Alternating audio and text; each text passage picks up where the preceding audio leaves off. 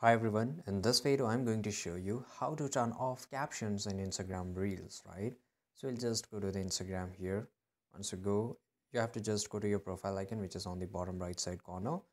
Once you click over there, on the top right you will see these three lines which is called menu bar. Once you click over here, go to the setting and privacy, and once you are here, we will just scroll a little bit down, and here you will have to find the accessibility option, right? So we'll just find the accessibility, and here you will just get the accessibility. If you don't if you're not able to find it, then just go to the top, and here you can just search, right? So in this also you can just find it. I'll just go to the bottom right, and here I will just go to the accessibility option, and here you will get this two feature, captions and dark mode. Just click over captions, and if you want to turn on the captions, you have to just turn this on. If you don't want any captions, make sure you just turn this off.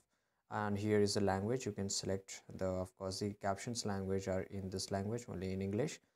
Maybe in your region it could be some different language too. So if you don't want captions, I hope you got this point that you have to turn this toggle off. So this is it guys. I hope you found this video very useful. If you did, subscribe.